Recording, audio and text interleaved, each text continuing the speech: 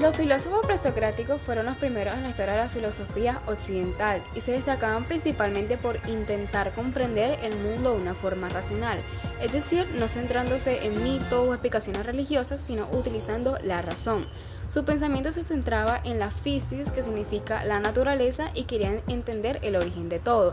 Una característica clave de su pensamiento fue la búsqueda del arché, que es el principio o elemento fundamental del universo.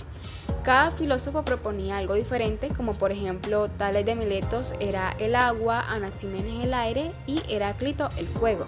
También solían pensar de una forma lógica y crítica, tratando de explicar los fenómenos que sucedían en el mundo mediante ideas generales y razonamientos. Lo novedoso que proponían los sabios presocráticos era que buscaban explicar el origen del cosmos a partir de causas racionales o naturales, en vez de explicaciones antropomórficas, religiosas, como era común en esa época. Por ejemplo, para Tales de Mileto el arché era el agua, para Anaxímenes de Mileto era el aire, para Anaximandro de Mileto era lo indeterminado, para Heráclito de Éfeso era el fuego, para Empedocles era el agua, la tierra, el fuego y el aire. Para Anaxágoras era la mente y el pensamiento. Para Pitágoras eran los números y para Demócrito y Leucipo eran los átomos. El pensamiento de los presocráticos fue muy revolucionario para su época, puesto a que dejaron de utilizar mitos y dioses para explicar el mundo y empezaron a buscar respuestas utilizando la razón y la observación. Esto fue así un cambio enorme en el que empezaron a explicar las cosas de manera más lógica y científica, creando así las bases de la filosofía y de la ciencia que utilizamos hoy en día. Imagínate un grupo de pensadores como Tales, Anaximandro y Anaxímenes en Mileto, preguntándose de forma muy terrenal de qué está hecha la realidad. Unos decían que todo venía del agua, otros del aire o de algo indefinido que llamaban apeiro. Sin apelar a dioses ni mitos, llega Heráclito en Éfeso, que te diría que lo único constante es el cambio, simbolizado por el fuego, y que los opuestos, día y noche, vida y muerte, son como contrapartes que mantienen el equilibrio. Más tarde aparece Pitágoras, convencido de que el mundo late al ritmo de los números que dan forma a la música, la geometría y hasta el alma humana, y por eso él y su escuela hablaban de reencarnar y purificar el espíritu. Y por último, Parménides y Zeno en Elea te plantearían la idea de que el verdadero ser es uno, inmutable y eterno, y que todo movimiento o variedad que percibimos no es más que un truco de los sentidos, prueba de que la lógica puede ser tan poderosa como reveladora.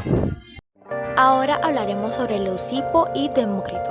Leucipo fue un filósofo presocrático griego que vivió en el siglo V a.C. Se sabe que nació en Mileto o Abdorea y que fue maestro de Demócrito, su discípulo. Algunos de sus planteamientos filosóficos fueron: primero, que la materia está compuesta por átomos indivisibles y eternos. Los átomos se mueven en el vacío y se combinan para formar objetos, y sentó las bases para el desarrollo de la física y la química moderna. Demócrito fue un filósofo presocrático griego que desarrolló la teoría atomista con las bases de su maestro Leucipo. Este propuso que los átomos son infinitos en número y tienen diferentes formas y tamaños, y que la combinación y separación de átomos dan lugar a la formación y destrucción de los objetos y sustancias. Demócrito aplicó la teoría atomista para explicar fenómenos naturales como la condensación y la evaporación del agua. También explicó la percepción sensorial en los términos de la interacción entre átomos y los sentidos. Empedocles, también llamado Empedocles de Acragas, nació en Sicilia el 484 a.C. y murió en Etna el 424 a.C.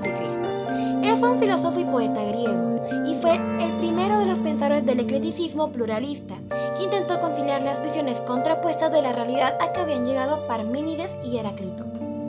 Empedocles consideraba que el arché eran los cuatro elementos: agua, tierra, fuego y aire, y que todo lo que nos rodeaba estaba compuesto por estos mismos elementos, eran combinaciones en proporciones matemáticas.